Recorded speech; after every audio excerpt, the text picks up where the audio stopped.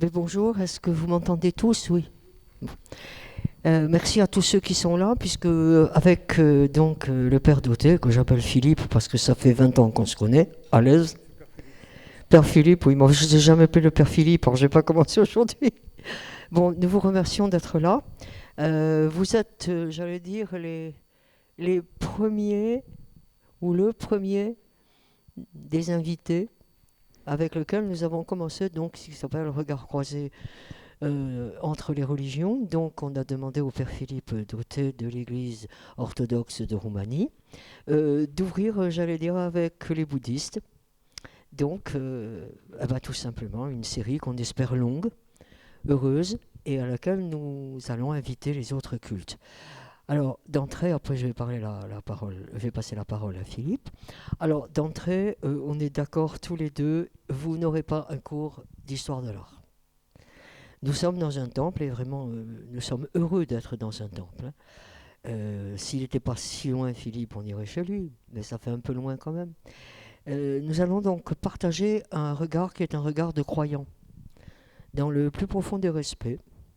Bon, pour ma part, je vais donc assumer le rôle, non pas d'une conférence, c'est pas une conférence, c'est un échange. On se connaît beaucoup, certains d'entre nous, voilà, depuis des années, des années, des années.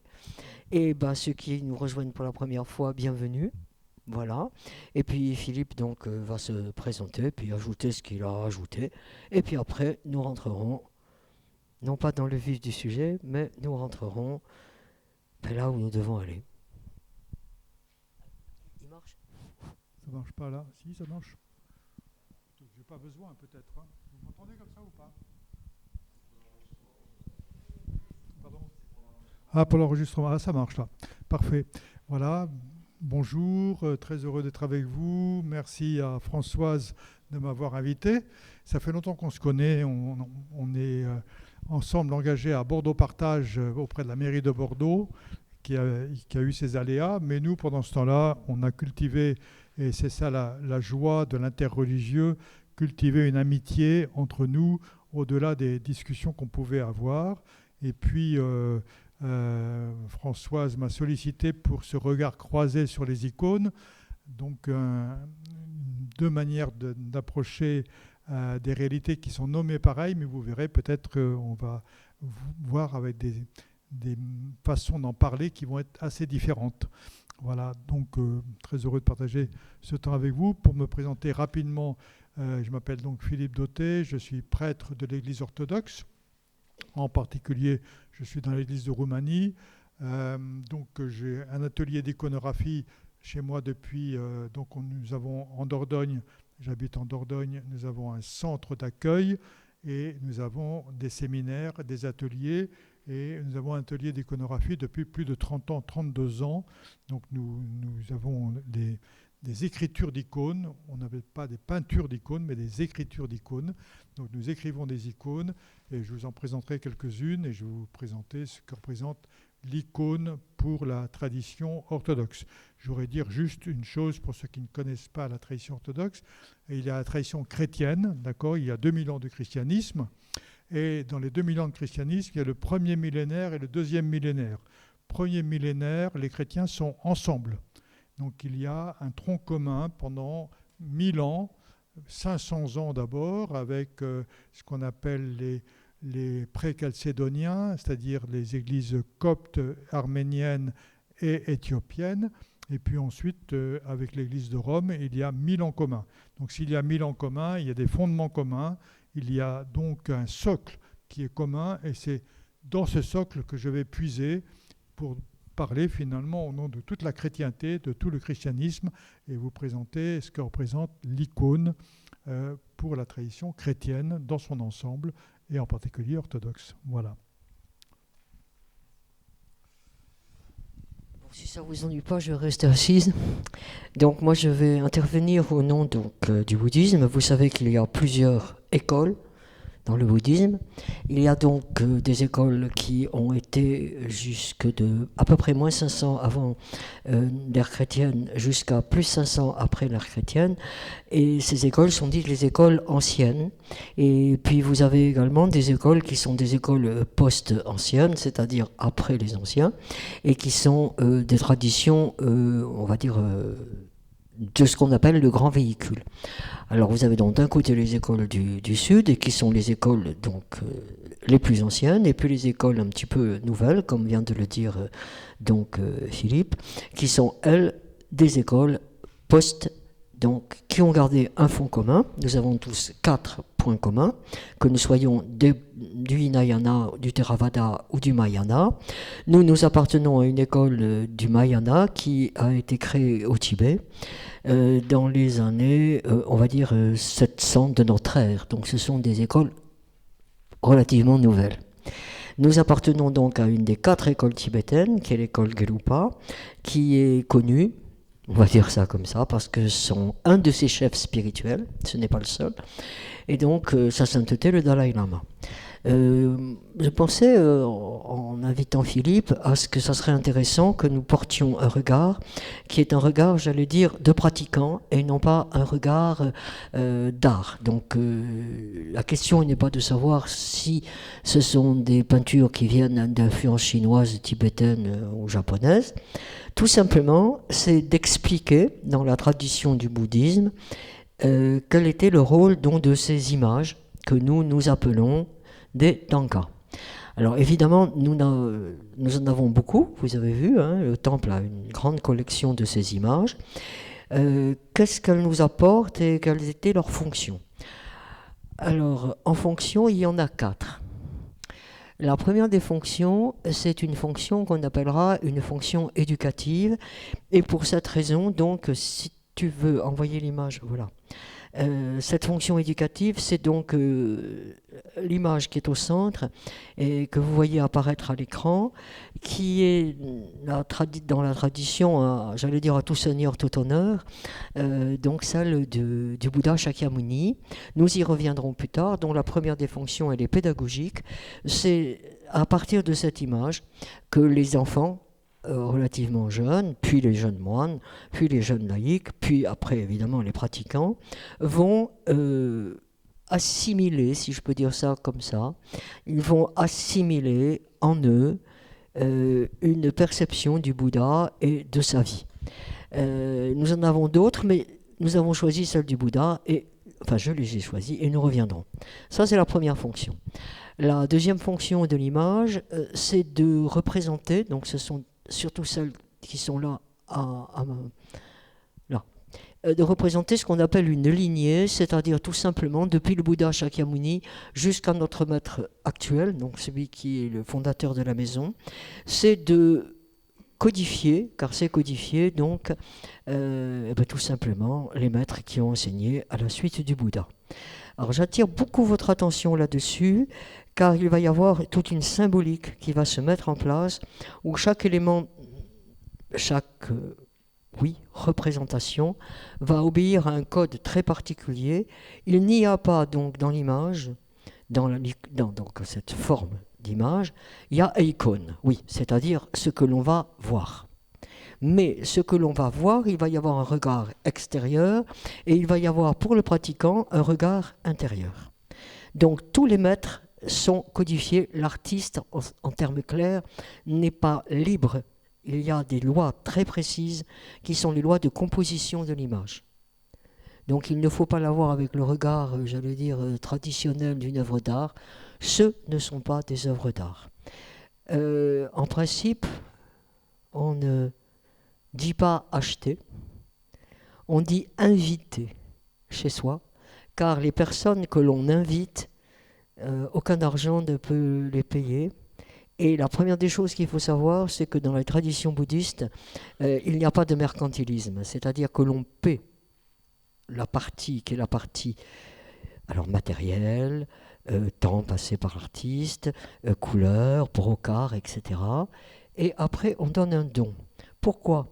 Parce qu'une des premières fonctions vraiment de la tanka, c'est une fonction de permettre à ce que ces images puissent après passer à la deuxième des fonctions, qui est celle de pratiquer une méditation, qui est une méditation de concentration.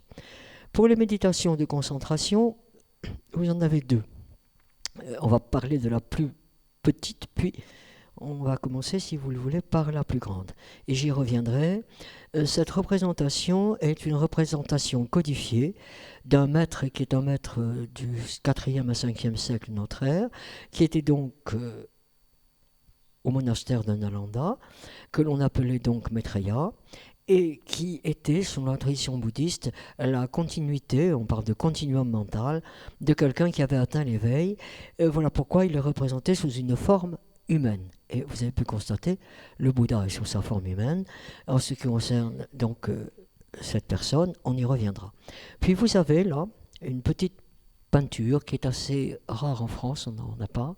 Cette peinture est une peinture sur soie, qui est une peinture personnelle, c'est-à-dire autant on peut, j'allais dire, déplacer, parce que c'est une fonction également, qu'elle puisse être déplacée et montrée dans des lieux. La plupart du temps, elles sont couvertes, hein. Là elles sont toutes découvertes pour que vous les voyez. La plupart du temps, elles ont un rideau, parce que le fait de la mettre au jour, c'est de permettre on va dire, à la représentation d'être conçue comme quelqu'un de vivant. C'est-à-dire, écoute, je ne sais pas, mais tu parles peut-être de la figure du Christ. Il est bien évident que quand on regarde l'icône, je pense qu'on regarde le Christ vivant et non pas la représentation du Christ. Voilà. Je me permets d'anticiper sur tes termes, mais je te jure que j'irai pas. Voilà. Nous, c'est pareil. Elles sont consacrées, donc, écoutez, là, vous ne pouvez pas le voir parce qu'elles sont consacrées au front, à la gorge et au cœur. Pourquoi au front? C'est parce qu'on dit qu'elles ont réalisé le corps. Voilà. On va dire le corps de gloire, si ça vous va. Elles ont la parole, c'est-à-dire qu'elles ont réalisé le fait de pouvoir parler pour dire quelque chose, et vous verrez quoi.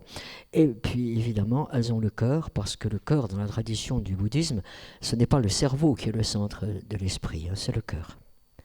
Voilà, en gros. Donc, pour une présentation très rapide. Alors donc, je vous l'ai dit, les tankas ont 4 fonctions dans la tradition bouddhiste. Ce sont des objets de méditation. La première, c'est prendre connaissance de la vie de la personne qui correspond à ce que le pratiquant tend à être, c'est-à-dire un Bouddha.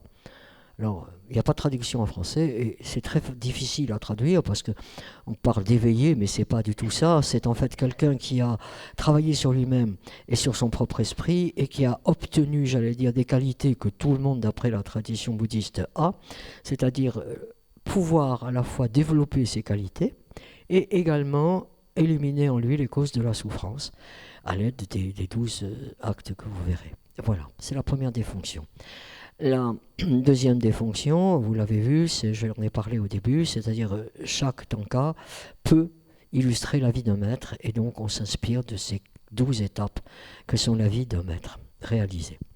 Il y a également dans les tankas une fonction qui est tout à fait particulière. On peut faire une tanka quand une personne est dans ce que nous appelons nous le bardo. Alors bardo, ça veut dire entre deux, si je peux dire ça comme ça. C'est-à-dire c'est entre la fin d'une vie et la reprise d'une vie, puisque vous savez que dans la tradition du bouddhisme, l'esprit n'a ni début ni fin. Et donc il va passer par des états successifs qui lui permettent d'atteindre l'éveil.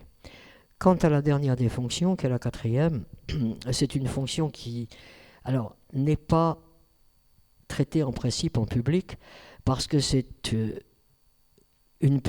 on dit une ouverture d'une voie qui est une voie personnelle et qui est une voie de méditation et de concentration, justement sur une de ces représentations, mais elles ne sont pas ouvertes au public. C'est comme ça, hein, voilà. Ça fait partie. Alors, c'est pas du secret, je crois que c'est autre chose.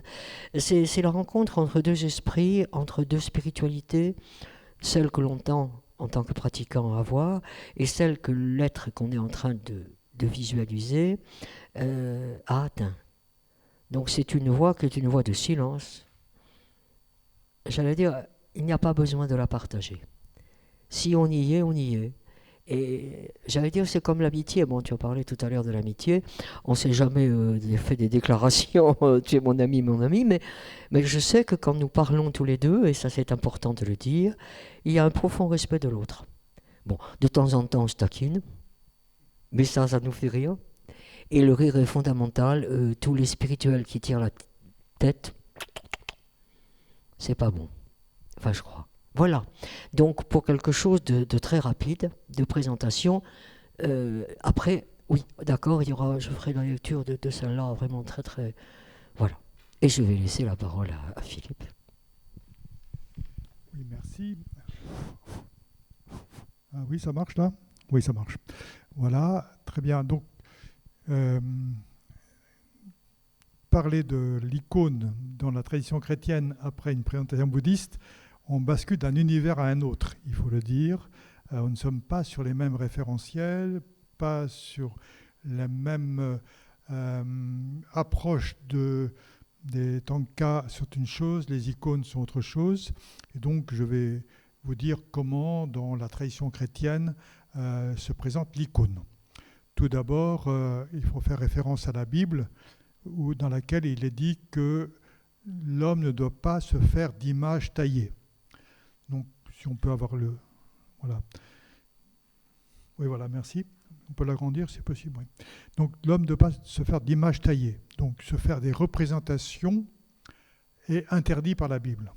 Comment se peut-il qu'on puisse avoir des icônes avec une interdiction des représentations de quiconque?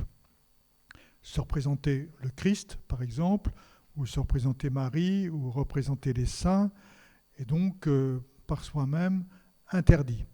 Donc, ça veut dire ici qu'il ne s'agit pas de se représenter les personnes comme nous pensons qu'elles sont. Et nous avons ici toute la tradition chrétienne pour nous dire que la tradition biblique et la tradition chrétienne est une tradition de révélation. Dans la révélation, c'est celui qui se révèle, Dieu qui se révèle, qui vient vers nous. Ce n'est pas nous qui avons à imaginer ce qu'il est. Car Dieu n'est en rien semblable à l'image que l'on s'en fait. Donc il s'agit bien d'abandonner toute représentation, toute projection, toute imagination et d'accueillir celui qui vient à nous, qui se présente à nous, et en particulier dans la tradition chrétienne, celui qui se manifeste comme venant de Dieu, c'est Jésus-Christ, qui est Dieu venu vers nous, Dieu qui s'est fait visage, et ainsi c'est lui qui se révèle tel qu'il est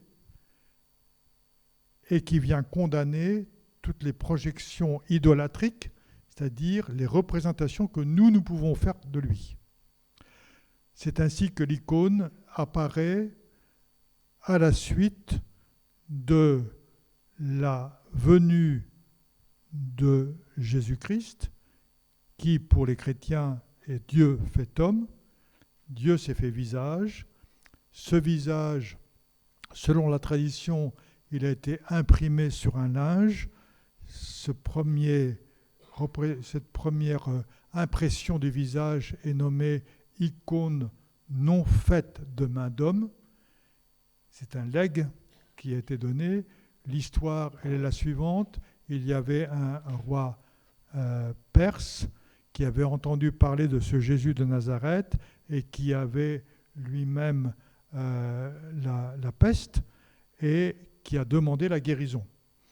Et Jésus n'a pas voulu se déplacer jusqu'en Perse, mais il a appliqué son visage sur un linge et il a demandé qu'on transmette ce linge à ce roi Akbar. Et ce roi a été guéri par ce linge. Et ensuite, pendant 10 siècles, il y a toute une histoire de la transmission de ce linge. Je ne vais pas vous raconter l'entièreté de cette histoire-là, mais pour dire qu'il y a eu là l'impression du linge. Et le fait de l'autorisation de pouvoir faire figurer le visage du Christ sur l'icône et ensuite de faire le visage aussi de Marie, le visage des saints, etc.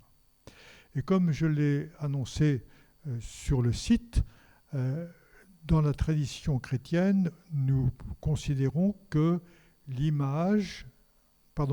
que l'icône, image, icône, c'est le même mot, hein, parce que icona, ça veut dire image en grec, n'est-ce pas? Voilà, à peu près.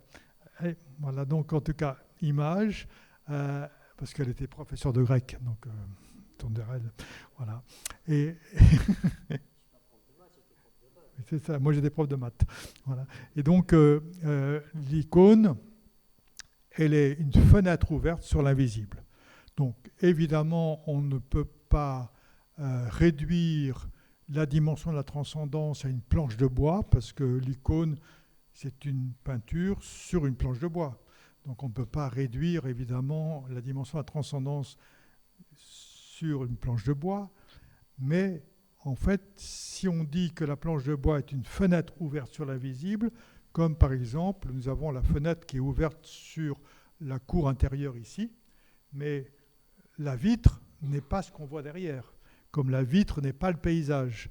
Donc on peut considérer l'icône comme une vitre qui ouvre sur une réalité transcendante. Donc l'icône se veut être cette ouverture sur une dimension transcendante qui exprime toujours une personne. Donc la personne de Christ, mais aussi on peut mettre la suivante, voilà, la personne de Marie avec Jésus, et il va y avoir donc dans l'iconographie chrétienne la représentation des personnes. Alors quand je dis cela, je dis en cohérence avec toute la tradition chrétienne. Et maintenant, je dois développer ce qu'on entend par la dimension de personne dans la tradition chrétienne. C'est une notion qui est pratiquement passée inaperçue dans les milieux chrétiens, même en général, la dimension de la personne. Nous avons beaucoup de confusion parce que nous pensons que la personne, c'est l'individu que l'on voit qui fait nombre avec les autres. Or, quand nous disons individu, nous disons aussi l'ego. Et quand nous disons l'ego, nous disons un personnage qui est construit. Alors, qu'est-ce que l'ego? Pour dire rapidement, l'ego, c'est une personnalité qui s'est construite dans l'interrelation avec le milieu social et le milieu familial dans lequel on a évolué. Un enfant arrive au monde et il a besoin d'être aimé, il a besoin d'être reconnu, il a besoin d'être accepté, et pour cela, il va s'adapter au milieu social, au milieu familial, au milieu social, mais dans ce processus d'adaptation, il va se déporter de ce qu'il est dans son être pour s'adapter aux réalités socio-culturelles dans lesquelles il advient. Et l'élaboration de cette adaptation, c'est ce qu'on appelle l'ego. Donc l'ego, c'est un moi construit. Donc cet ego moi construit n'a rien à voir avec l'être, avec la dimension spirituelle de l'être humain dans son fondement.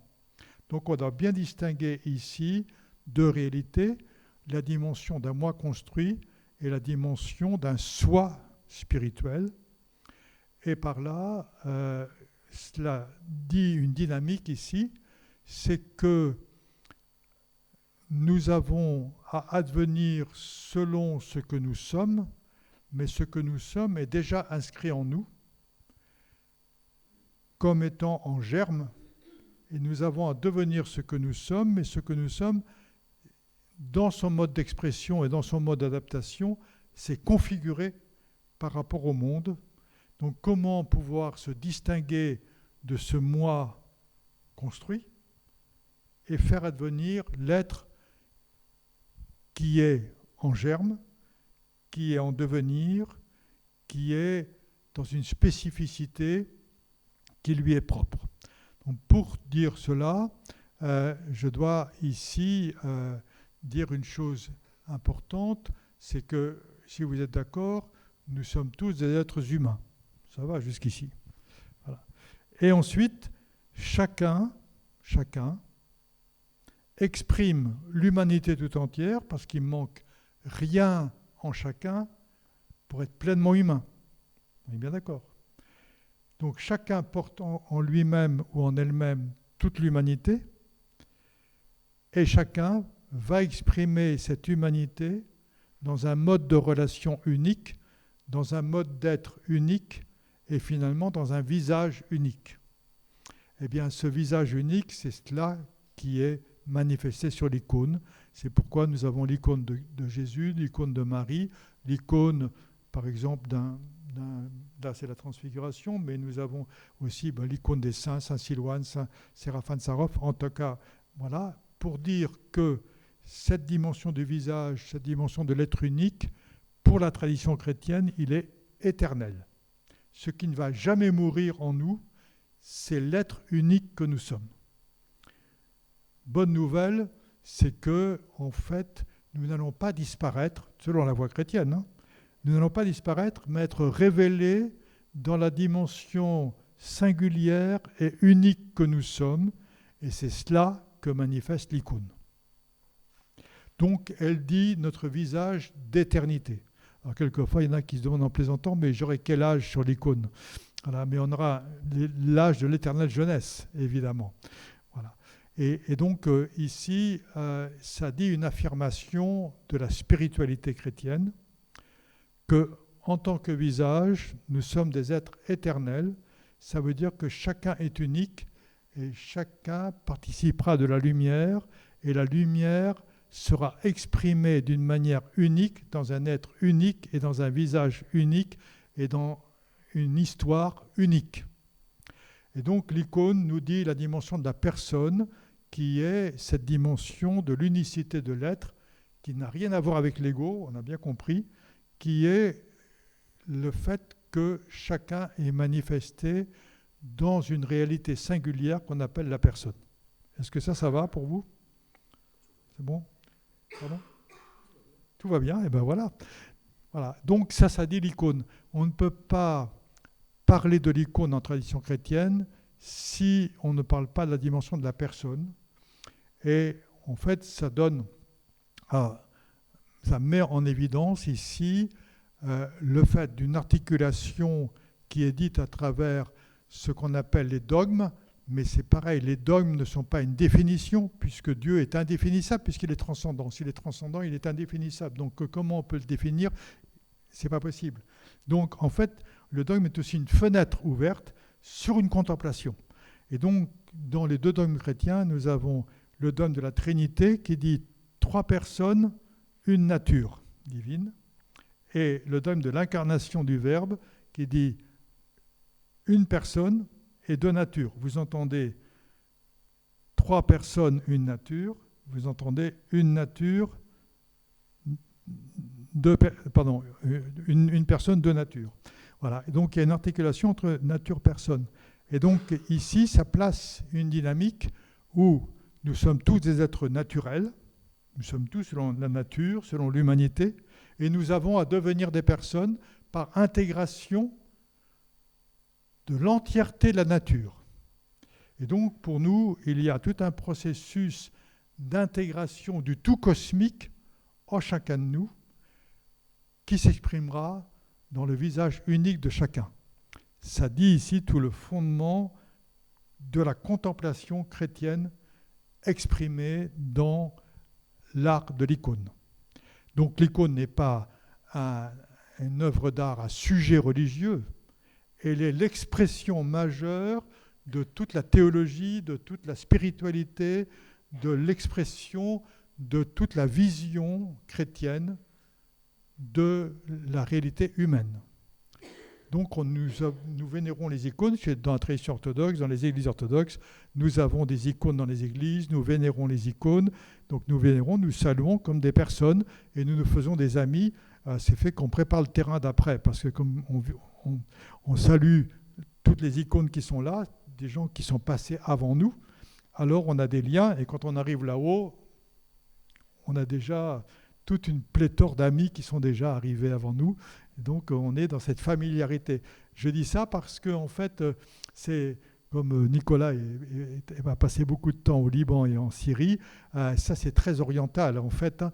On aime bien les relations et voilà, et on se fréquente. Et donc il y a une dimension très charnelle au sens noble du terme, c'est-à-dire du contact du vivant relationnel comme ça. Et nous vivons avec le monde des vivants maintenant et le monde des vivants qui sont déjà passés de l'autre côté.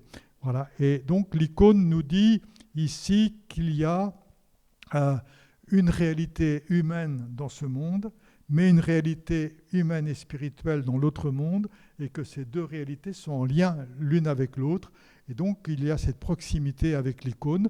Et donc ici, par exemple, dans l'icône de la transfiguration, vous voyez, donc c'est Matthieu chapitre 17, où le Christ se révèle dans pleine lumière.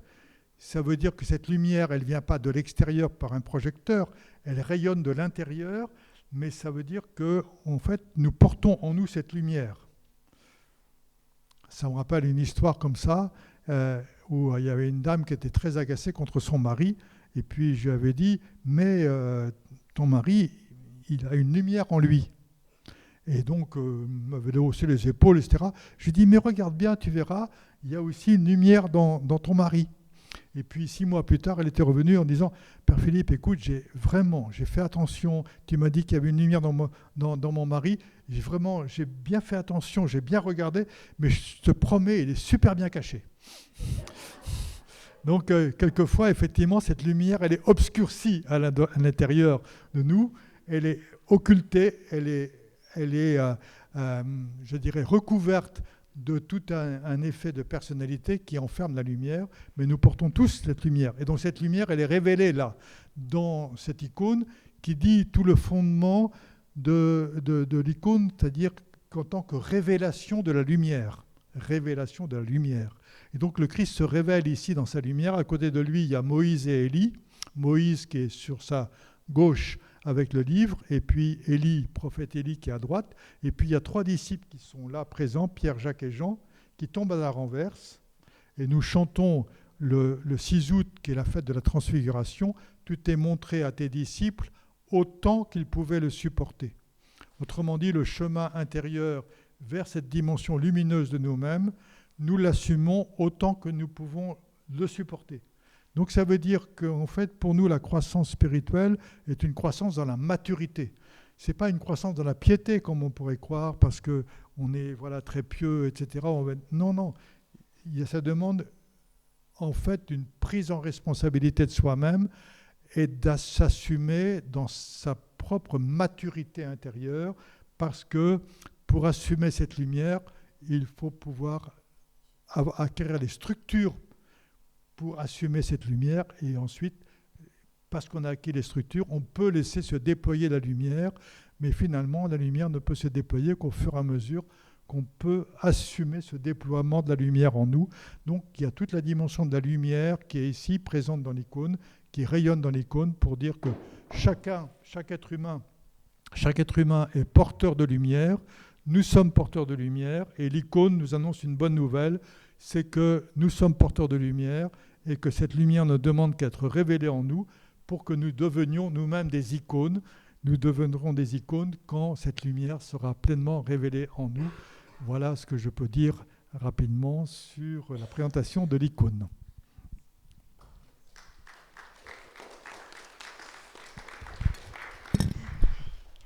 On va changer d'univers, mais c'est pas grave. Vous allez voir, vous allez être assez surpris aussi. Alors, nous allons nous tourner vers Aria Manjousri. Alors, ce qui est assez intéressant, c'est que Philippe a abordé un sujet qui est passionnant pour les bouddhistes, c'est l'ego. Oui, absolument. Alors, nous allons maintenant passer à la version bouddhiste de l'ego. Si j'ai bien compris, il y a des points communs et il y a des points en commun. D'abord, une des premières choses qui est importante, c'est que nous savons tous que quand on regarde, on ne voit pas. C'est-à-dire que quand on regarde quelque chose, en fait, on projette soi-même sur la chose. Et nous sommes, alors, corps et esprit, là on est à peu près d'accord.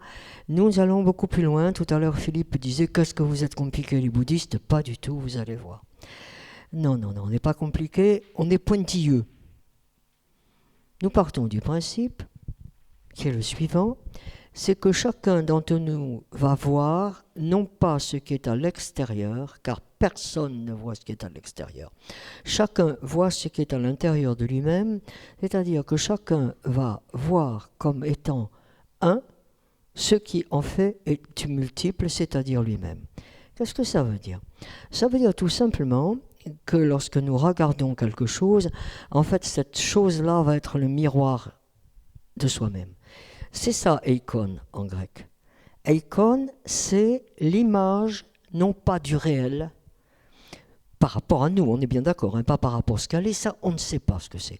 Mais par rapport à nous, ce que nous voyons n'est que la projection des structures sociales, des structures mentales, des habitudes, des tendances, des comportements que nous avons, alors on va parler simplement, depuis notre naissance jusqu'à maintenant. Ce qui veut dire que je vais lire l'icône et au fur et à mesure, s'il vous plaît, vous allez me dire si c'est ce que vous avez vu. Pour quelqu'un qui arrive, d'abord, il le trouve beau, cette personne, il la trouve belle, ou ça passe pas.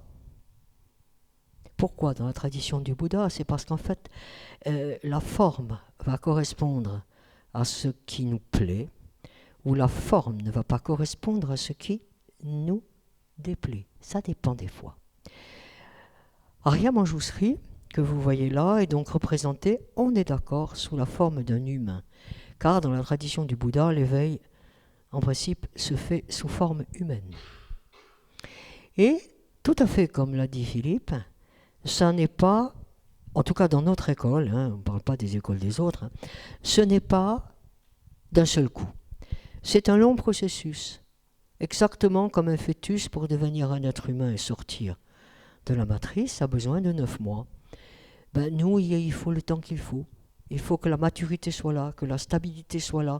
Et surtout, ce qui est très important chez nous, que la tranquillité dans le contact, la douceur dans le vivre ensemble, bien, je pèse bien mes mots, vivre avec une tanka, c'est vivre avec ce qu'on veut devenir.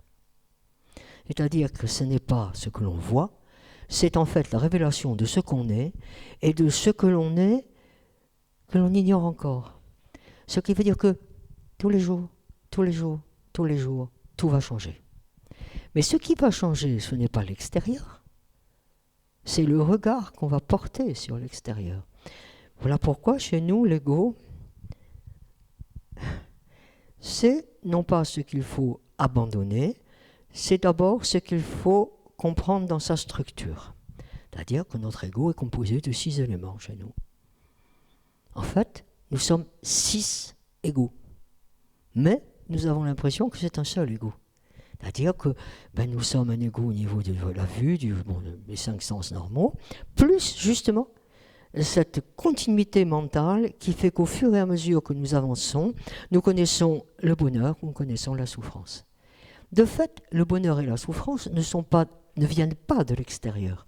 Le bonheur et la souffrance, ils viennent de la façon dont l'intérieur va vivre. Bon, on va parler d'un truc très simple, prenons la maladie.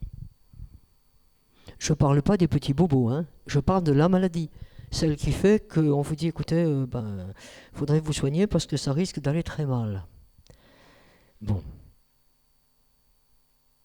Prenons 3 personnes.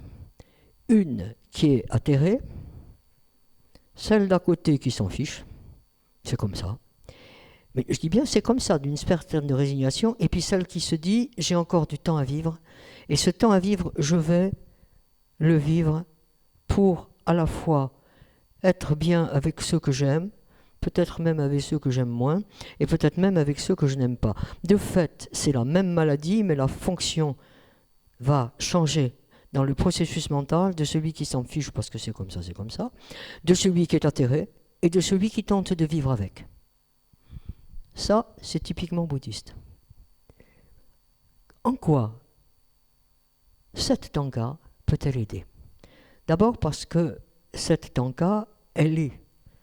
Mais moi, je ne l'aperçois pas comme elle est. Je l'aperçois comme moi je la vois. Et tout le processus, il va être non pas de s'identifier, mais de réveiller en soi, en fonction des symboles qui sont là, toutes les qualités que nous avons et dont nous sommes à la fois conscients et pas conscients. D'abord, il y a une codification des couleurs. Et c'est très très important. Vous l'avez vu, alors, Manjusri en sanskrit et Jampelyang en tibétain, ça veut dire douce parole. C'est hyper important. Chez nous, on a un travail par le corps, par la parole et par l'esprit. Donc le corps, il est là. Moi, à l'heure actuelle, qu'est-ce que je vois? Je vois un jeune homme, on est d'accord? Assis, qui est assez beau, qui est revêtu de brocart, et qui est assis sur quelque chose qui m'apparaît, une espèce de coussin avec des lotus, d'accord. Il brandit alors, bravo, les bouddhistes qui soi-disant sont des non-violents, il brandit dans cette main à droite une épée, bravo, et là une espèce de lotus avec un livre, et puis c'est tout, c'est ce que je vois. Bon, eh bien regardez. Deuxième lecture, il y a des couleurs, des trucs jolis d'ailleurs, voilà, il y a des espèces de machins là, 1, 2, 3, 4, 5, 6, 7, 7 espèces de ronds, puis encore des lotus, et puis pof, ouais, je crois qu'il y a la lune et le soleil. Bon, tout ça c'est vrai, c'est exactement le premier des regards qu'on peut porter, c'est-à-dire le regard de la vue. Bon, maintenant on va essayer de voir ce que ça déclenche en moi. Bon, c'est joli. Apparemment, il est en... Ah si.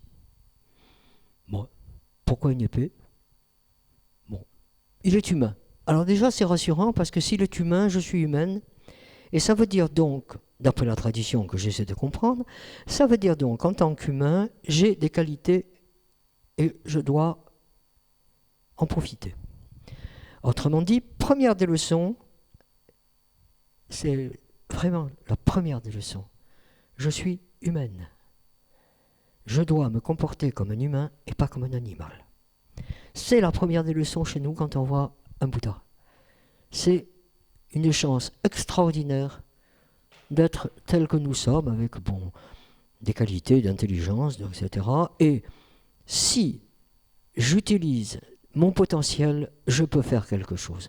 Donc la première fréquentation des tankas, c'est, vous l'avez constaté, ce sont tous des humains. Oui. C'est en tant qu'humain, je peux faire quelque chose pour moi et pour les autres. Après, pourquoi tant de couleurs? Chaque couleur correspond à un élément de la structure personnelle de tous les humains, qu'on soit bouddhiste ou pas bouddhiste, ça c'est pas un problème. Il y a d'abord le jaune. Le jaune, il est jaune. C'est pas parce qu'il est hindou, ou parce qu'il est chinois, ou parce qu'il est japonais, pas du tout. C'est tout simplement parce que le jaune, c'est la solidité.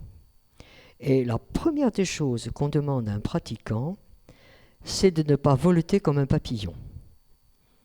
Un coup à gauche, un coup à droite, un coup devant, un coup derrière. Si tu as une voie spirituelle, prends-la. Bon, on va être très très net, très clair. Philippe est un prêtre orthodoxe, je le sais. Tout ce que j'attends de lui, c'est qu'il soit un vrai prêtre orthodoxe. Mais je ne plaisante pas, Il est dans sa voie, je la respecte. Et je dois l'aider à être un vrai prêtre orthodoxe. Si vous êtes protestant, c'est la même chose. Si vous êtes musulman, c'est la même chose. Dans la tradition du Bouddha, tu dois aider l'autre à être ce qu'il est. Et tu n'as pas de prosélytisme à faire. Première des leçons. Il y a, vous l'avez vu, du vert. Si c'est le vert, c'est la couleur de l'activité. C'est-à-dire que vous en avez d'autres, vous pourrez les regarder après. Les tankas, il y a des personnages verts. C'est pas du tout parce qu'il y a les petits nains ou les petits... Excusez-moi les petits schtroumpfs, mais c'est vrai, hein, je ne plaisante pas. C'est parce que le vert, c'est la couleur de l'action. S'il y a du rouge, bon, derrière, il y a un... Non, il n'y en a pas. Ils sont jaunes chez nous, parce que c'est le début de la carrière. S'il y a du rouge, c'est la force et la puissance de ce qu'on appellera la karuna, c'est-à-dire l'amour ou la compassion. Donc vous avez la terre, vous avez la fluidité, je n'en ai pas parlé, vous avez le bleu qui est l'infini, vous avez la fluidité, vous avez la force de l'amour et vous avez la transparence du blanc. Donc quand vous êtes face à une tanka, quand vous la voyez, j'allais dire, tiens, pourquoi elle est jaune? Ben c'est parce que la première des choses qu'on me demande, c'est la constance, la stabilité. J'ai bien dit la constance et la stabilité.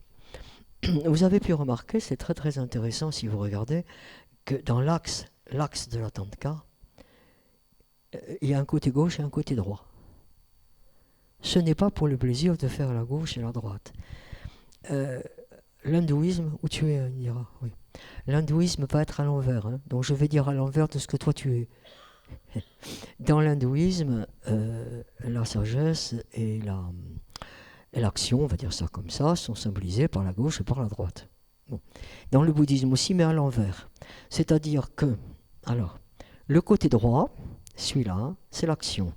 Et le côté gauche, c'est ce que nous appelons yeshe, c'est-à-dire l'esprit. Alors c'est la cinquième que nous n'avons pas parlé à table. Yeshe, c'est la sagesse qui comprend. Alors, qu'est-ce qu'elle comprend? Le problème, il est là. Eh bien, c'est que l'ego, d'abord, il est morcelé, si je peux dire. Et que dans ce morcelage, il y a ce qui est utile et il y a ce qui est inutile. Oui. Qu'est-ce que ça veut dire? Ça veut dire que tout ce qui est utile dans l'esprit, hein, en fait, il y a beaucoup plus de travail dans le bouddhisme sur l'esprit que sur la forme. Bon, la forme, ben, écoutez, on la soigne et puis voilà, c'est tout. Mais l'esprit, on travaille beaucoup sur l'esprit. Et cette tanka-là, elle est pour moi très... Alors, elle est très riche et elle est l'objet de ma vénération. Oui, je vais le dire. Pourquoi? Parce que lorsque, on va dire, j'ai eu les pépins que j'ai eus, d'accord, j'ai fait un rêve. Et dans la tradition bouddhiste, les rêves, c'est très important, parce que comme on dort, il n'y a pas la puissance de la retenue de « tiens, c'est bizarre ce qui m'apparaît ». Et j'en ai parlé donc à mon maître, et il m'a dit « Françoise, faites faire une tanka. Et si vous la faites-la faire vraiment parce que je vous le demande. » Et je lui ai dit « Qui voulez-vous que je fasse représenter qui correspond à ce que je dois être en cette vie, on est d'accord, hein, et le travail que je dois faire. » Il m'a répondu, prenez Manjusri. Et pour la première fois, il m'a expliqué Manjusri en détail. Donc ce que je dis, ce n'est pas une invention. Et il l'a dédicacé derrière, ce qui fait que quand je regarde cette tanka, c'est mon maître. C'est à la fois Dakpo Rinpoche et Manjusri, pour moi. Ça veut dire que ce que je dois m'efforcer d'être, c'est là. En tout cas pour cette vie. Donc, à gauche, un livre, à droite, l'épée. Qu'est-ce que ça veut dire? Ça veut dire que chaque côté correspond au travail spirituel qu'il faut que je fasse. À titre de disciple, on est d'accord, hein? Je n'ai jamais dit ça, hein? C'est la première fois que j'en parle. Mais je crois que ça vaut le coup. Il n'y a pas... Dans la tradition, on dit sans ces deux ailes, un oiseau ne peut voler. Qu'est-ce que ça veut dire? Ça veut dire exactement ce qu'a dit Montaigne. Science sans conscience n'est que ruine de l'âme. Ça veut dire qu'on ne peut pas séparer l'action de la pensée. Regardez bien. Voilà l'épée. L'épée, c'est celle qui va trancher l'ignorance. T'inquiète pas, je regarde l'heure moi aussi, parce que je sais que. Donc, puis peut-être envie de partir sans le laisser, mais bon, écoute, t'as voulu venir, t'iras jusqu'au bout. Donc, science sans conscience n'est que ruine de l'âme. Ça veut dire que cette épée de Manjusri, elle va trancher l'ego. Et elle va permettre de discerner tranquillement, calmement. C'est pas un chemin rapide, c'est un chemin à tout petits pas. Elle va trancher l'ignorance. Il y en a deux chez nous, l'ignorance. La première, c'est l'ignorance. Bon, par exemple, voilà, merci à Philippe, qui m'a appris des choses sur l'icône que je ne savais pas. Donc il a tranché, Philippe, et je l'en remercie, une partie de l'ignorance que j'avais concernant un sujet précis. Donc vous voyez un petit peu, pour ceux qui sont profs ou ceux qui sont élèves ou ceux qui sont à la fac, si on faisait comme ça, c'est-à-dire qu'on considérait celui qui transmet comme étant un transmetteur d'un savoir qui peut nous être utile, on aurait peut-être le respect dans l'ordre de tous les autres êtres. Parce que chacun d'entre nous va nous apprendre quelque chose. Et ce n'est pas en nous mettant dans notre petite coquille, et excusez-moi de vous le dire, en faisant du communautarisme, et du communautarisme bien rétréci, qu'on réussira à s'épanouir. Donc, voilà. L'épée va trancher les causes de la première ignorance. Mais il y en a une autre. Et celle-là, elle est beaucoup plus difficile, parce que justement, comme l'a dit Philippe, même si la vision n'est pas la même, le but est le même. C'est-à-dire que la réalité, comment tu veux la décrire, puisque tu ne sais pas ce que c'est. Donc, en termes clairs, le symbole de l'épée dans la tradition du Bouddha, c'est trancher les racines profondes de ce qui cause la souffrance, c'est-à-dire la saisie de l'ego dans ses 6 dimensions. C'est très très difficile. D'abord d'accepter ça, et surtout par pitié, de dire je suis comme ça, je ne changerai jamais. Ça c'est pas bouddhiste, c'est ça. Le bouddhisme est un chemin de vie. On chemine jusqu'à ce que justement on rentre dans la réalité de soi-même. Or si on rentre dans la réalité de soi-même, on rentre également dans la réalité de l'autre, puisque comme tu l'as dit tout à l'heure, on est tous des humains. Alors je ne vois pas comment on pourrait faire autrement. Simplement ce qui diverge en priorité, ce sont les moyens. Après, on ne sait pas. Moi je ne sais pas quelle est la réalité. Je sais qu'il existe. Et je sais que si elle existe, vu que je suis humaine, elle ne peut pas être différente de celui qui est à côté de moi. Par contre, ce qui est différent, on est d'accord, c'est la race, le sexe, la religion, ou l'absence de religion, le fait d'être français, d'être, syrien, polonais, etc. Ça, c'est autre chose. Donc, ce que va trancher cette épée, il n'y a aucun problème, c'est ça.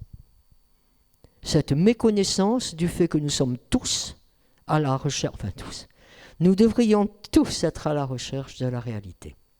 Voilà pour le côté droit.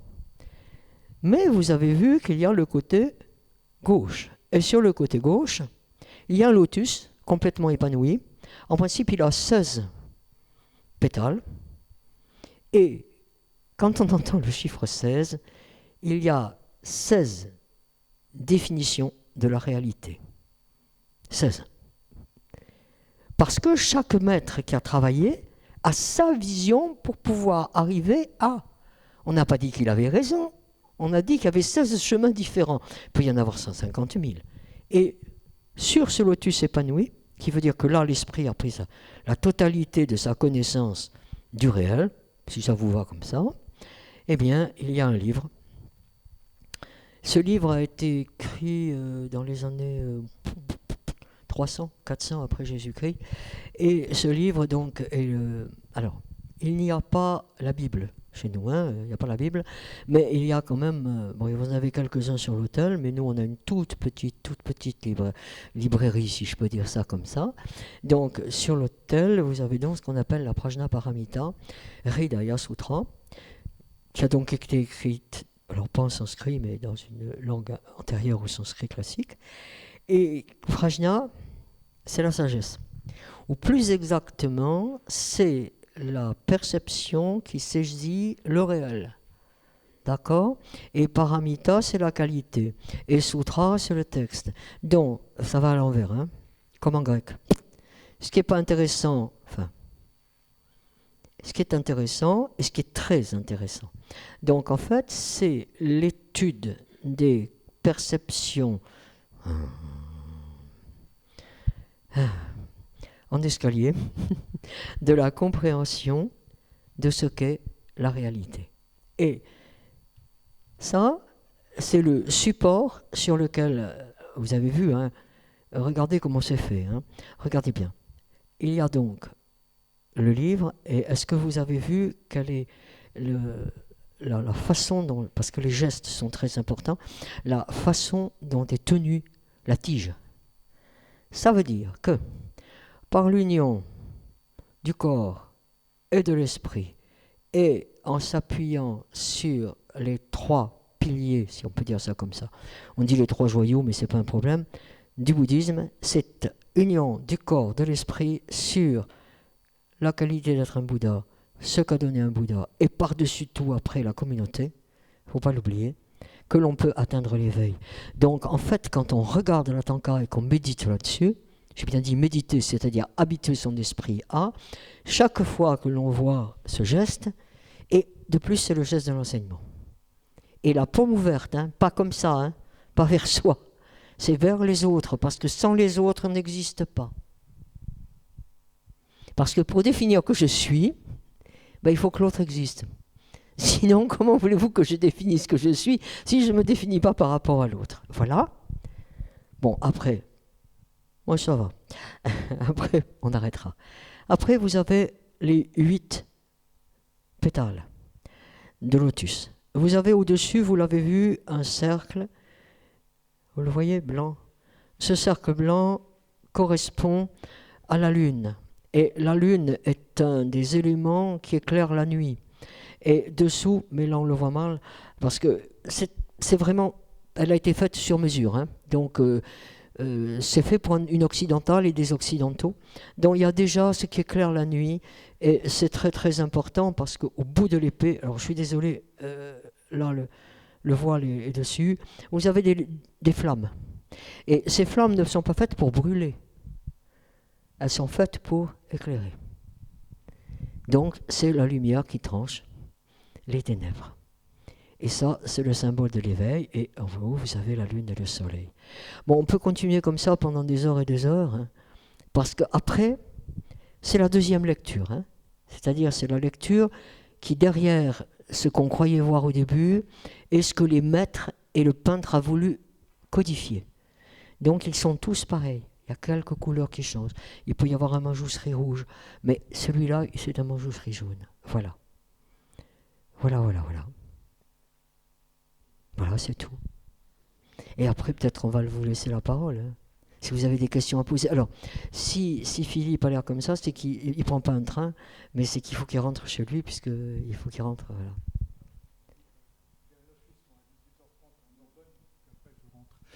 Voilà. Peut-être je vais permettre quelques mots, si c'est possible. Tu peux, tout ce que tu veux. Moi, j'ai calculé, tu peux y aller. Hein, c'est comme à la télé, pile poil. Hein. D'accord. Voilà, peut-être on peut reprendre l'icône qui était là auparavant. Donc, j'ai dit la dimension de la personne, j'ai dit la dimension de la lumière. Maintenant, ça dit aussi tout le chemin qui est tracé pour aller vers cette lumière et vers la rencontre. Donc, on voit ici dans l'image de l'icône de la transfiguration qu'il y a la lumière qui se manifeste et ceux qui peuvent plus ou moins l'assumer. Donc c'est la position justement de l'être humain qui est porteur de lumière, qui est en même temps aspiré par la lumière, parce que nous avons tous soif de vie, soif de plénitude, soif d'absolu, et c'est ce qui nous permet de traverser toutes les épreuves. Ce qui nous permet de traverser les épreuves, c'est que nous avons les ressources en nous. Si nous sommes arrivés jusqu'à aujourd'hui, c'est bien parce que nous avons trouvé les ressources pour traverser des épreuves, et chacun a eu ses propres épreuves. Et par là, il y a révélation ici de ce que nous portons en nous, les ressources, la lumière, et qu'il s'agit de mettre en œuvre cette lumière. Que nous soyons, c'est une chose. Mais en fait, pour toute la tradition biblique et la tradition chrétienne, nous sommes en devenir. En devenir. Et si nous sommes en devenir, ça veut dire que nous avons à laisser s'exprimer ce qui est inscrit en nous, dans la profondeur, comme potentialité lumière en nous. nous disons dans la tradition biblique que nous sommes créés à l'image de Dieu, chaque être humain est créé à l'image de Dieu.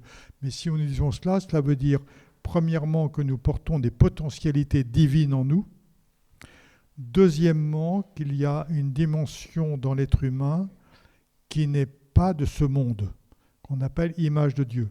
S'il y a une liberté possible et s'il y a une liberté de trajectoire, puisque le destin n'est pas du tout inscrit d'avance, c'est que nous portons en nous quelque chose qui n'est pas conditionné ou déterminé par les réalités cosmiques.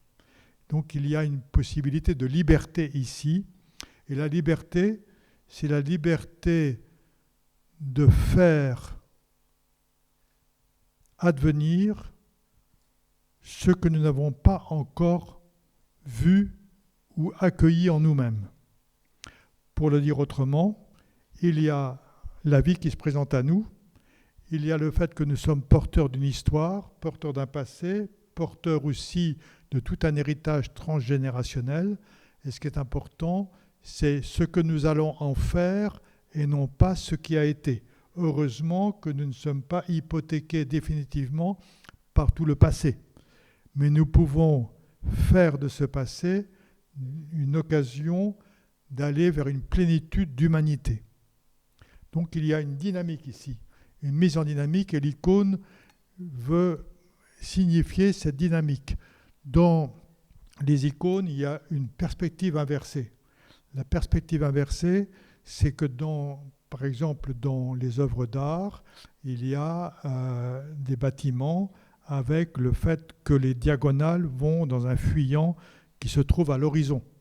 Alors que dans l'iconographie, on ne le voit pas très bien ici avec les rochers, mais en fait, la perspective, le point de fuite, il va dans celui qui regarde.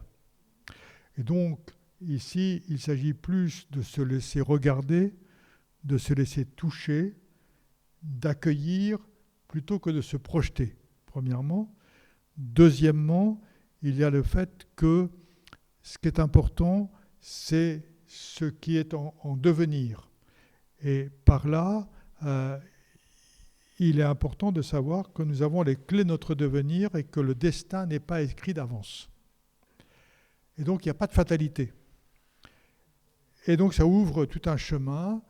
Je reprendrai cette image où les anciens ont décrit le chemin sur 2 registres, comme un oiseau pour s'envoler a besoin de 2 ailes.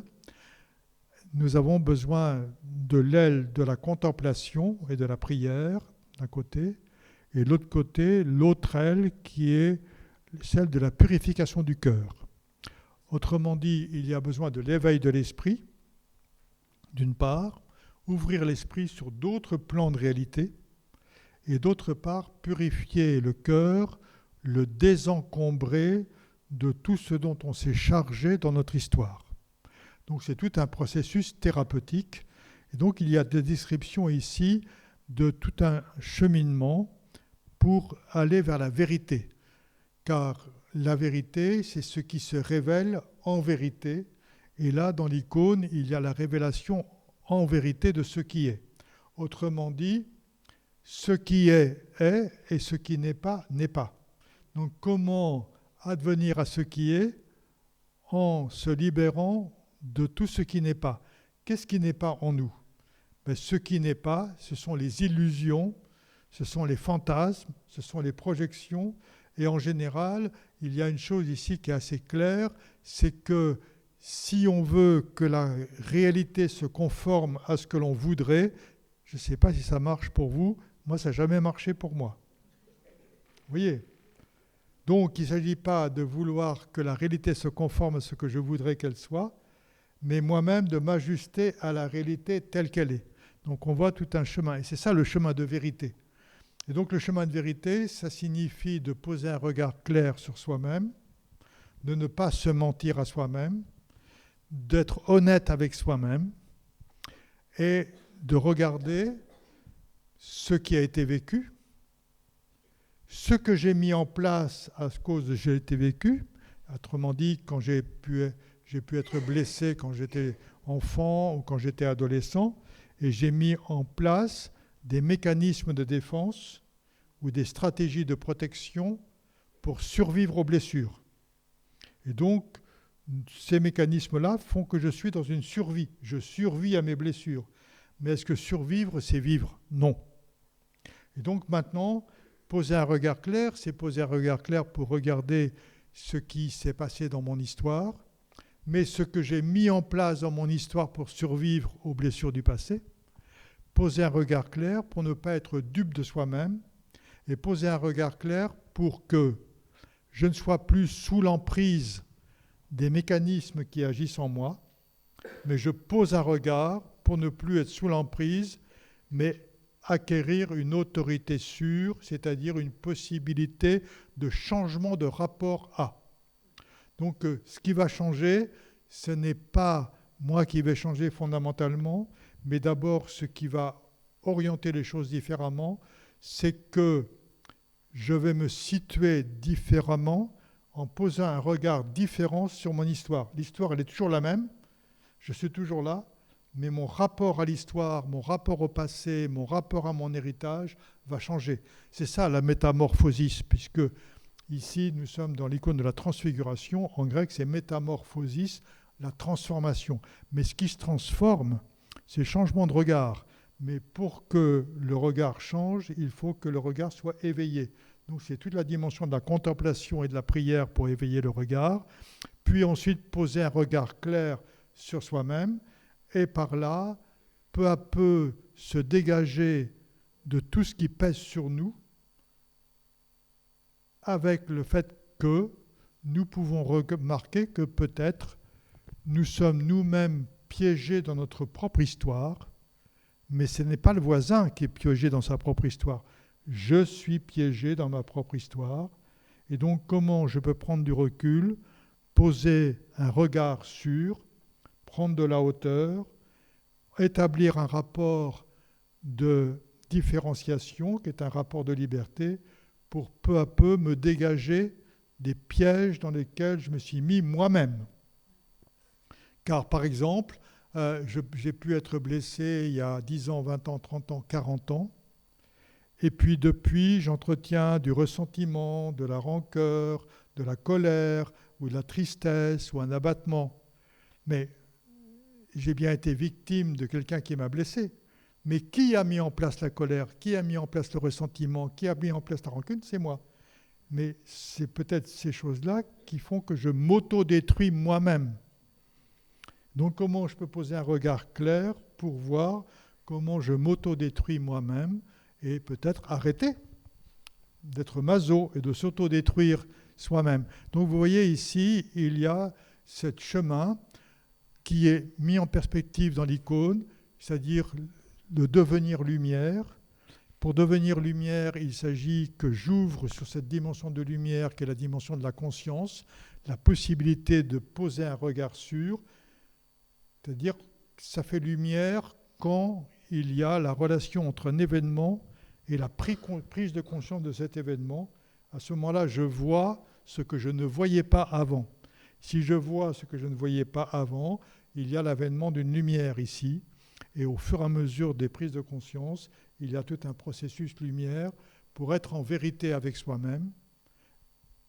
Être en vérité avec soi-même pour peu à peu vivre une relation pacifiée avec soi-même. Être en vérité avec soi-même pour être en vérité avec l'autre. Puis ensuite pour vivre des relations pacifiées avec l'autre. Et on voit bien qu'ici, il y a toute une circulation entre ce qui d'abord doit se jouer en moi-même, et par là je suis le responsable de mon propre devenir. Il n'y a pas de fatalité, je suis responsable de mon propre devenir, et donc faire ce chemin, c'est d'abord se désenclaver de tout ce qui nous a servi au-dedans, c'est ensuite entrer dans un regard de vérité sur soi-même,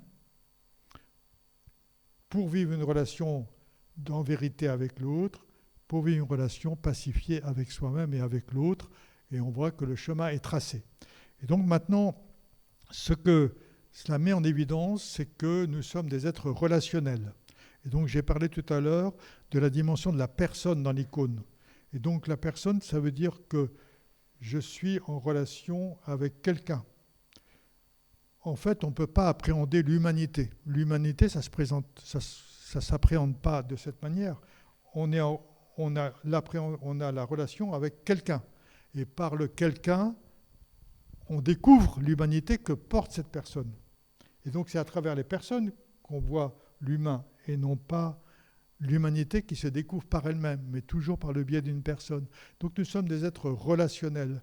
Et donc ici, l'icône est une invitation aussi à une relation personnelle, parce que tout ce chemin se fait dans un processus relationnel. On ne peut pas considérer du tout une dimension thérapeutique sans la relation avec quelqu'un.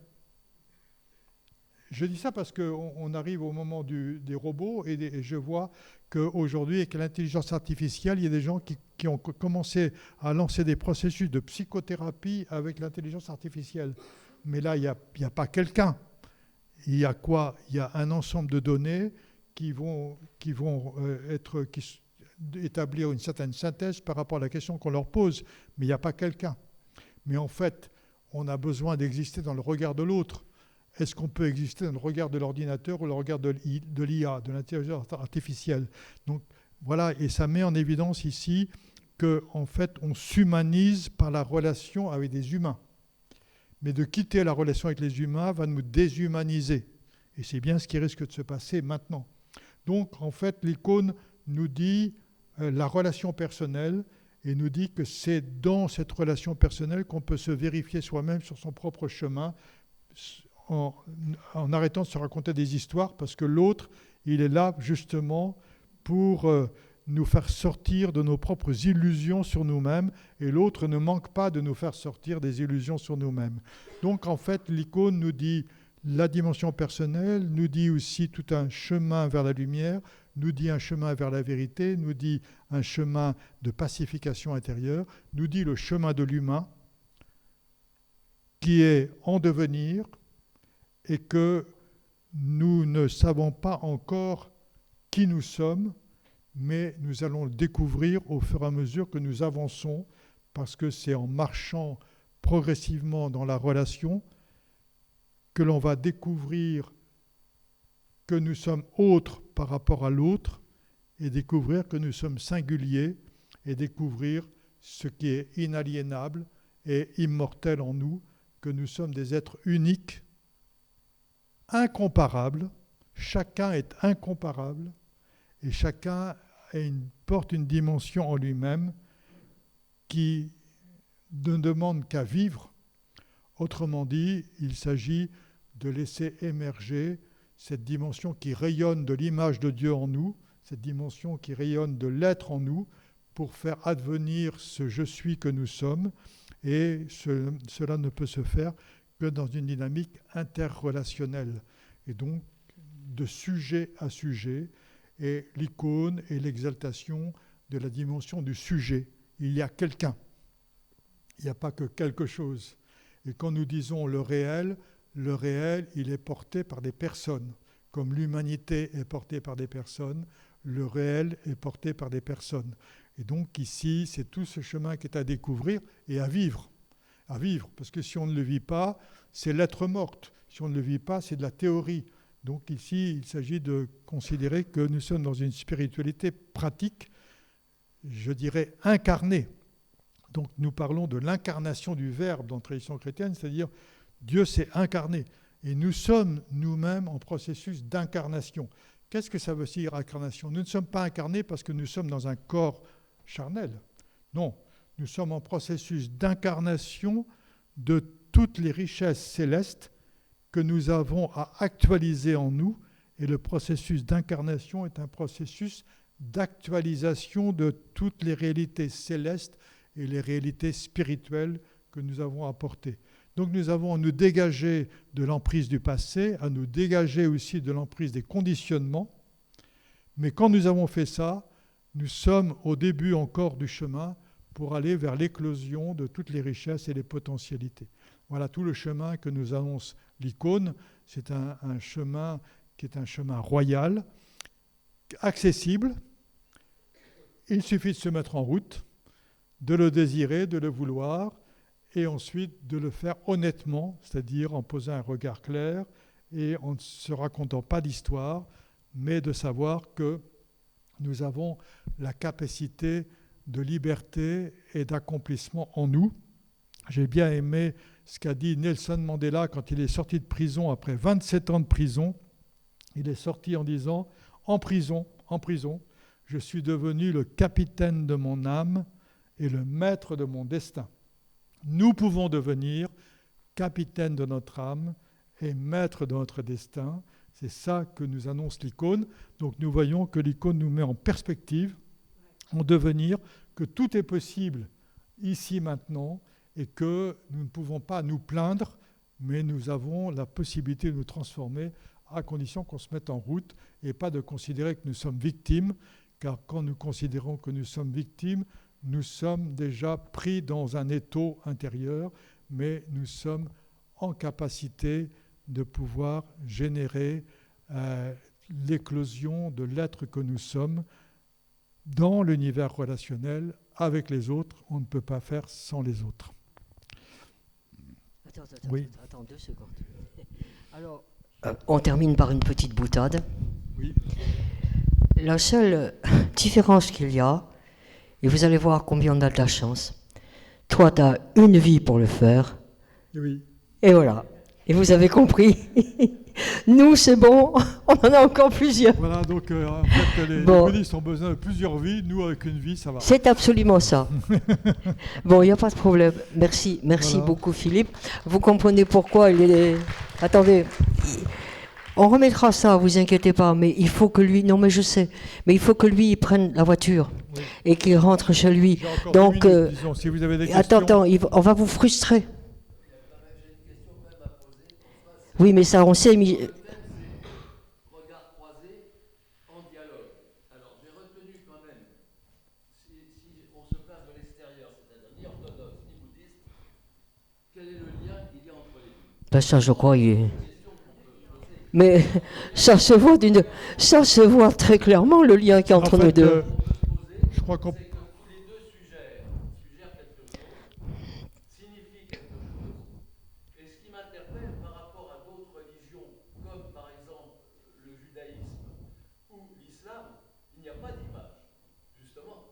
Mais bien sûr, c'est pour ça qu'on l'a fait tous les deux.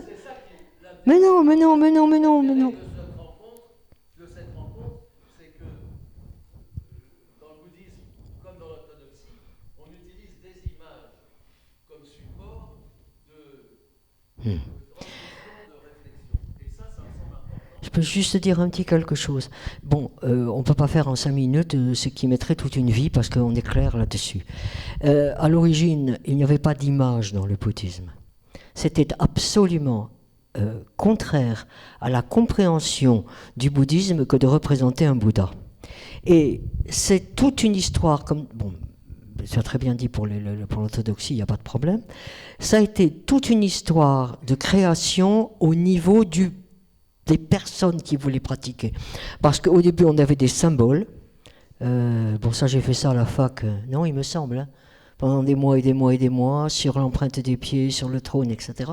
Et à un moment donné, parce que l'homme est un homme, l'humain est un humain, il a fallu que l'on donne une... Bon, on n'a pas parlé de... Je n'ai pas repris la structure du Bouddha, mais on peut le faire. Donc, si nous avons choisi de travailler ensemble, c'est parce que nous avions ce point commun. Mais quand on a discuté avec Mahmoud et avec, comment il s'appelle, Gage, avec Didier, on a dit, une fois, il faudra que vous veniez, vous nous expliquez pourquoi il n'y a pas d'image. C'est tout. On ne va pas parler de ce qu'on ne sait pas tous les deux. Enfin, moi, personnellement, je préfère que ce soit un rabbin et un imam qui expliquent pourquoi il n'y a pas d'image chez eux, que moi qui n'ont... enfin, écoute, voilà, c'est tout. C'est simple. Encore que, en fait, on pourrait, dans le judaïsme, il y a toute une théologie du visage. Donc, le judaïsme a donné tous les éléments fondateurs pour la tradition chrétienne. La tradition chrétienne est issue du judaïsme, hein, clairement. Donc, il y a oui, mais oui, il n'y a pas d'image. C'est le livre d'ailleurs. Oui, c'est ça. Ouais. Bon, on n'en a pas discuté non plus du sens de l'icône. Bon, là, c'est dans ma frustration, tu vois, ça y est, c'est bon, parce que icône en grec, c'est pas ce qu'est icône en français. Imago, c'est pas ce qu'est image en français. Il faudrait vraiment travailler sur la structure de la langue. Mais bon, on peut pas tout faire en 5 minutes. On a dit ce qu'on avait à dire. Sur Voilà, l'école, c'est tout. Et puis on a dit chacun fait ce qu'il... Voilà. Voilà. S'il y a quelques questions, parce que je devrais partir après. Mais bien sûr. J'ai la sensation, je voulais vous remercier déjà pour la richesse et l'abondance de ces données, autant vision bouddhiste que religion orthodoxe. Bon, en tout cas, moi, ce que je perçois, alors peut-être que vous me reprendrez, c'est un objectif commun, c'est l'éveil de l'humain dans tout son potentiel initial. Donc cette prise de conscience, d'action également, à travers le bouddhisme, l'épée, mais à travers le regard d'une icône, l'action pour se débarrasser de ces blessures humaines et de transcender, de trouver cette lumière. Nous sommes des âmes de lumière. Moi, je ressens, voilà, des deux discours peut être une approche différente, mais cette approche de âme lumineuse, transcender et contribuer à l'humanité en évoluant nous personnellement. Donc ce que nous sommes un réel et ce que nous pouvons apporter à nous-mêmes et aux autres. La paix, l'amour en l'occurrence. On lui donne 20 sur 20 on lui donne combien comme note 20 sur 20 Bon, je crois que c'est 20 sur 20 pour nous, hein, on est d'accord? Oui. J'aurais une question à Elisabeth et merci pour cette conférence. C'est pas une conférence. Je vous jure que c'est pas une conférence. Vous nous verriez tous les deux en conférence, c'est pas du tout ça. Hein. J'entends, mais ce sont des mots à moi. J'aimerais savoir, par rapport à l'ego, aussi bien la tradition orthodoxe que la tradition bouddhiste, l'ego, est-ce qu'à un certain moment, je le dépasse? Est-ce qu'à un certain moment, il est aboli? J'avais entendu dire dans d'autres traditions qu'il est une question d'abolir l'ego, d'autres disent qu'il ne faut pas l'abolir. J'aimerais effectivement que vous puissiez en quelques mots, s'il était possible, me dire qu'est-ce qu'on garde de l'ego que l'on veut dépasser. Alors, moi, je pourrais répondre en tant que chrétien. Hein. En tant que chrétien, en fait, pour nous, nous ne travaillons pas sur l'ego. Il n'y a pas ici le fait de considérer que l'ego est un mal. Moi, je dirais merci à mon ego. Pourquoi ? Parce que si je n'avais pas été capable de m'adapter au monde, il se pourrait que je sois en hôpital psychiatrique. Donc franchement, je préfère être là où je suis que... Vous voyez ? Donc, en fait, il y a eu ce mode d'adaptation, de configuration aussi par le monde extérieur, mais qui a été utile. Donc le problème pour nous, en tant que chrétiens, n'est pas l'ego. Et nous n'avons pas à anéantir l'ego, au contraire, à le remercier parce que c'est lui qui nous a permis un équilibre social et un équilibre psychologique dans ce monde. Mais maintenant, l'ego est une entrave. Est une entrave parce qu'il est un obstacle. Il est dans des configurations qui sont absolument non ajustées à la dimension de l'être et il empêche l'être de respirer au-dedans. Donc, en fait, il y a non pas le fait de rechercher à faire quelque chose par rapport à l'ego, mais à advenir comme sujet, c'est-à-dire faire émerger un jeu. Regardez, par exemple, tout le travail en psychanalyse consiste à faire émerger un jeu. Donc, faire émerger un être qui peut dire « je » en tant qu'être conscient et en même temps en étant en cohérence avec sa propre sensibilité.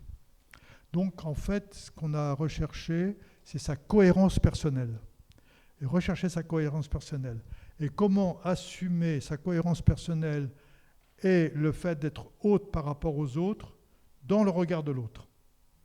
Vous voyez, parce que quelquefois, on démissionne de sa propre sensibilité ou de sa propre positionnement en conscience parce qu'on n'ose pas s'affirmer par rapport aux autres. Et donc, on démissionne de soi-même par le fait de ne pas pouvoir assumer, de ne pas être reconnu par l'autre, considéré par l'autre, ou bien être pris en considération. Voilà. Donc ici, c'est comment faire grandir la dimension du sujet en se référant à sa propre cohérence, c'est-à-dire sa propre sensibilité et en accord pleinement avec sa propre conscience, c'est-à-dire mourir à toute complaisance et complicité avec des choses avec lesquelles on n'est pas d'accord. Et là, c'est dans l'ordre d'un combat intérieur. Et donc, c'est par la croissance du sujet que l'ego, qui est appelé par Carl Gustav Jung la Il est bouddhiste. la persona. Il est bouddhiste, hein, Jung. Hein. Voilà, et qui est appelée la persona, c'est-à-dire effectivement la figure du personnage, c'est-à-dire la façade sociale, pourra s'effacer au fur et à mesure que l'être intérieur pourra s'affirmer. Allez, à moi. Bon, d'abord, qu'est-ce que vous voulez que l'on cache, ce qui n'existe pas? C'est tout. La réponse, vous l'avez. Dans le bouddhisme, on considère qu'il y a deux égos. D'accord? Enfin, que le mot français va recouvrir deux notions un peu différentes. Alors, on est d'accord, tout à fait d'accord. T'inquiète pas, ça sera 3 minutes. On a tout à fait d'accord avec ce que tu viens de dire. Ça, c'est la première partie de l'ego bouddhiste. C'est-à-dire que oui, il faut que la personne qui parle, la personne qui crie, la personne qui agit, la personne qui sourit, bon, existe. Parce que s'il n'y a pas cette base, qu'est-ce qui va pratiquer? Strictement rien. Donc, on ne va pas briser ce qui est et qui est légitime. Puisqu'on ne peut pas pratiquer sans être. Enfin, je suis désolé, je ne sais pas comment on fait pour pratiquer si on n'existe pas. Bon. Par contre, celui que l'on va essayer non pas de briser, on ne brise pas chez les bouddhistes, on ne fait pas de djihad chez les bouddhistes. On regarde simplement si ce que l'on a dans la main existe, est réel à nos yeux, ou n'existe pas. Ce qui veut dire que ce qu'on va essayer de faire, c'est de ne pas se concentrer, comme le hérisson se met en boule quand il a peur, d'accord? Bon, par exemple, ça va, lui, il est costaud. Si je fais ça, il ne bronche pas, parce qu'il sait bien que je ne vais pas le taper. Oui, mais il le sait. Même pas peur. Même pas peur. Donc, il le sait. Nous, quand on voit quelqu'un, tu parlais de traumatisme. Bon, excusez-moi, quand ma mère m'a donné une fessée que j'avais 6 ans, je ne vois pas comment la femme de 81 ans va être assez débile pour se rappeler qu'à 6 ans, sa mère lui a flanqué une fessée et que pendant des années, elle a eu la fessée sur la gorge, si je peux dire. Voilà, c'est celui-là, c'est tout, c'est celui-là. Celui qui est en non-évolution, celui qui a été figé à l'instant T, que l'on ne va pas continuer à reproduire éternellement dans le même schéma. Il l'a expliqué avec ces mots à lui. Bon, moi je vais le faire avec les miens, mais c'est exactement la même chose. On ne fige pas l'individu. Et le pire que nous ayons en Occident, alors c'est clair, net et précis, c'est qu'on va chercher, on a déjà assez d'ennuis comme ça, hein, bon ok, on a déjà à vivre le moment T, donc nous, on va chercher le T moins 150 000 et on va le répéter, le répéter, le répéter, le répéter, et on va construire un ego qui est parfaitement mauvais, c'est tout. Parce qu'il n'existe plus.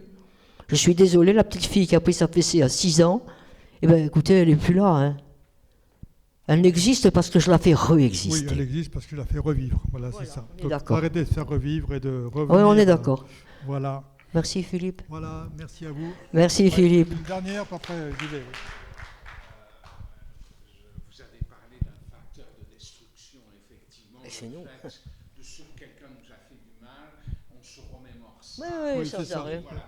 Et que c'est un facteur de destruction. Oui. Mais il y a un autre facteur, la destruction, on l'a aussi en nous par le fait de vieillir. Je veux dire, vieillir, c'est les cellules disparaissent, elles se...